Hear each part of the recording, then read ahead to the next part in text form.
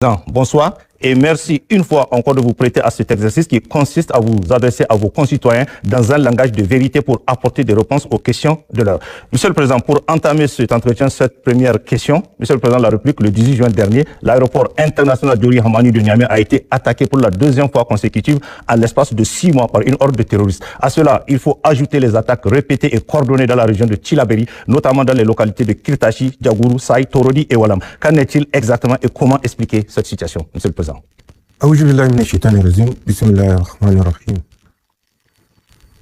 Bonjour et merci une fois de plus de l'opportunité de se retrouver et parler souvent des préoccupations des Nigériens. Justement, avant de répondre à votre question, j'aimerais une fois de plus féliciter le peuple résilient. Et si les déclarations du général Abdourahmane Tiani étaient bien plus importantes qu'on ne l'imagine? Depuis plusieurs jours, ces révélations provoquent de vives réactions et relancent le débat sur l'avenir du Niger. Entre souveraineté nationale, sécurité, influence étrangère et choix stratégiques, chaque mot prononcé soulève de nouvelles interrogations. Que faut-il réellement comprendre derrière ces déclarations? S'agit-il d'une simple prise de parole ou d'un message qui pourrait marquer un tournant pour le Niger et toute la région? Restez jusqu'à la fin, car les révélations qui suivent risquent de vous surprendre. Le peuple résilient de la Confédération, le peuple résilient nigérien qui, depuis notre arrivée le 26 juillet 2023, n'a cessé de lutter pour sa dignité, lutter pour sa survie et lutter pour sa souveraineté. Cette lutte qui donne des résultats malgré l'adversité féroce et acharnée de certains pays occidentaux et des pays particulièrement européens. Également aux forces de défense et de sécurité qu'elles trouvent ici notre plus grande gratitude pour les sacrifices multiples et multiformes consentis. À tous nos martyrs, qu'ils soient civils ou militaires, nous prions Allah subhanahu wa ta'ala qu'il leur accorde sa rahma. À nos blessés, qu'il leur accorde un prompt rétablissement. Et je dirais au peuple nigérien affligé qu'ils reçoivent à travers nous le soutien permanent et indéfectible de la République. Vous avez posé une question relativement à l'attaque qui s'est passée le 18 passé à l'aéroport international Diori Hamani de Niamey. Je veux dire le 18 juin. Il ne faut pas se limiter à la horde comme vous l'avez annoncé.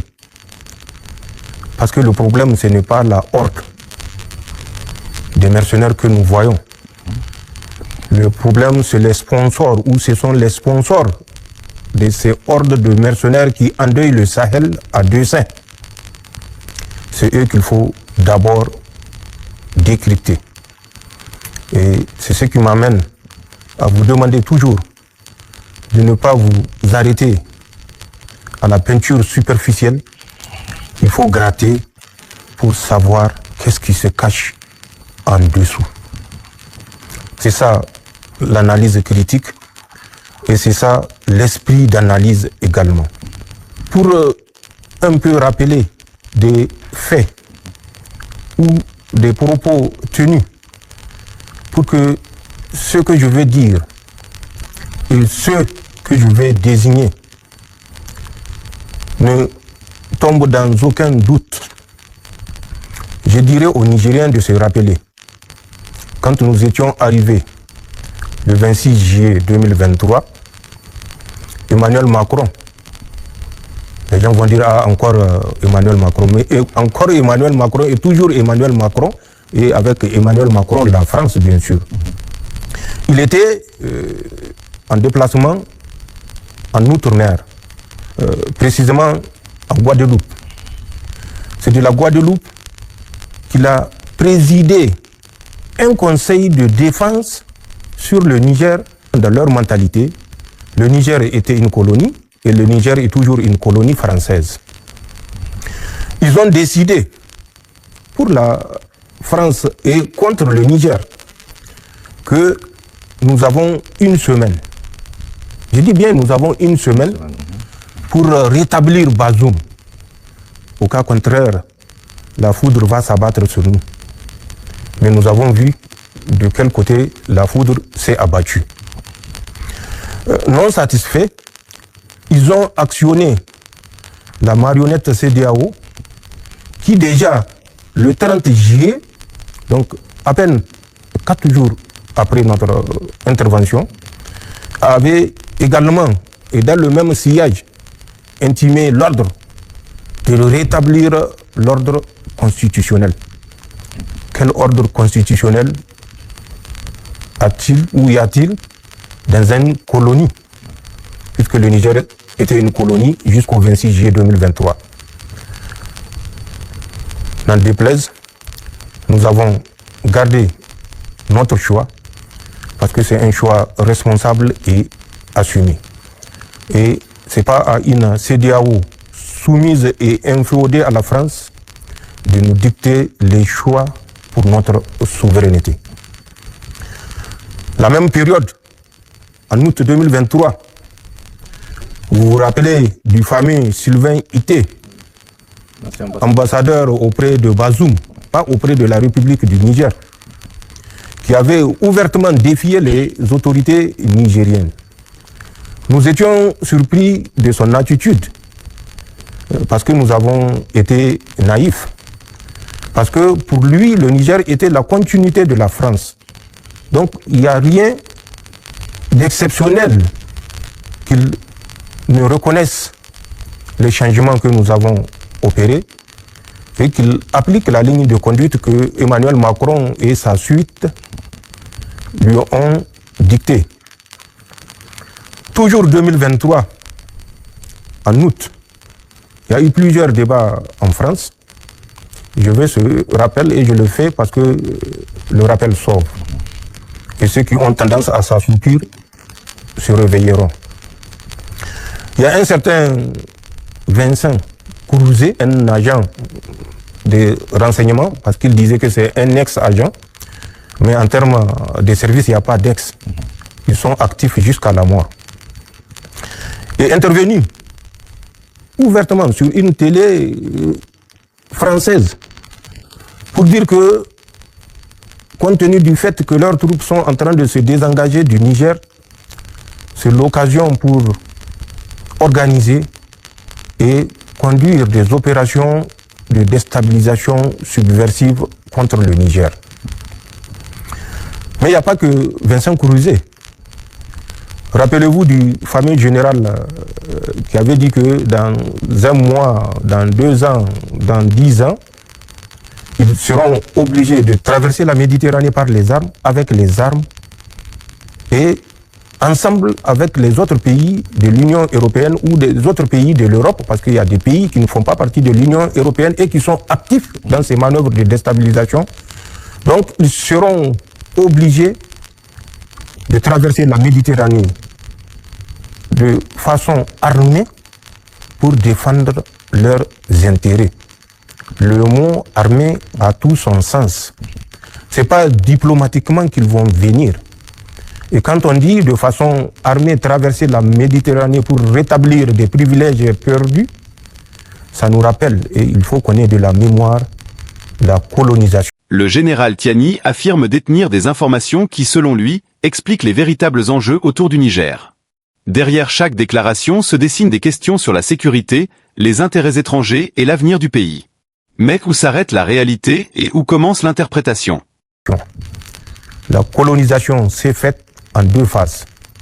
Une première phase avec ce qu'ils ont appelé des explorateurs, mais ce ne sont en termes militaires que des éclaireurs. Et la deuxième phase qui a consisté à l'utilisation de la force pour massacrer des Africains. Parce que la colonisation n'a pas concerné que le Niger ou le pays du Sahel. Les Européens ont envahi nos États africains, ont massacré nos populations et ont pillé allègrement pendant des siècles. Donc c'est à ça que ce général faisait allusion. Un autre homme politique, également français bien sûr, vous vous rappelez de Thierry Le Breton, avait ouvertement dit, et je le cite, je dis bien je le cite, je l'ai cité une fois ici, mais on ne citera jamais assez pour que ceux qui continuent à somnoler se réveillent. Donc je le cite, c'est la stupidité d'un certain Emmanuel Macron qui a ouvert les yeux des Africains. Si les colonies africaines de la France nous échappent, j'ai dit si les colonies, je n'ai pas dit les anciennes colonies, si les colonies de la France échappent, l'immigration va changer de direction. Leurs enfants, leurs petits-enfants vont chercher leur subsistance en Afrique. Le Mali, le Niger et le Burkina seront considérés comme un exemple pour l'Afrique. Et l'Europe unie doit combattre cette vision. Un de ces trois putschistes doit tomber. Les autres vont se raviser. L'Afrique n'a pas d'histoire. L'Afrique ne peut diriger le monde. Fin de citation. Je prends ce temps parce que rien que cette citation est suffisante pour tout esprit doté de sagesse, de dignité et d'indépendance pour comprendre que le combat ne fait que commencer, que le combat sera long, sera difficile, sera pénible. Mais c'est un combat entre ceux qui défendent leur dignité, ceux qui défendent leur statut tout simplement d'être humain, être humain sacré, être humain ayant des droits, et ça, quelle que soit la race. Je le dis et je le répète, parce que nous constatons avec regret qu'il y a certains compatriotes, certains Africains qui ont malheureusement perdu cet esprit de dignité, cet esprit d'indépendance, cet esprit de souveraineté. Donc c'est un combat pour la dignité, pour la souveraineté, pour l'indépendance, pour l'être humain tout court, contre l'autre volonté, celle de soumettre, de coloniser, qui est une volonté conduite, sous-tendue par la cupidité sans égale et qu'on ne retrouverait nulle part ailleurs qu'en Occident. Que les gens comprennent que ce combat sera long et difficile. Ce combat n'est pas que le combat de Assimi Goïta, de Ibrahim Traoré ou de Tiani. C'est un combat de l'espèce africaine. Ce n'est pas seulement un combat des peuples du Sahel. C'est un combat de race que nous menons pour la survie de notre race. Je l'ai dit et je le répète, cette citation a plein de sens. Mais on ne s'arrête pas à ça. On cite les hommes politiques français ou d'autres hommes politiques français, notamment Jean-Noël Barrot, ministre des Affaires étrangères. Allez-y voir ses déclarations lorsqu'il intervenait devant le Sénat français le 9 avril, je crois, et le 20 mai. Vous comprendrez ce que vous devez comprendre.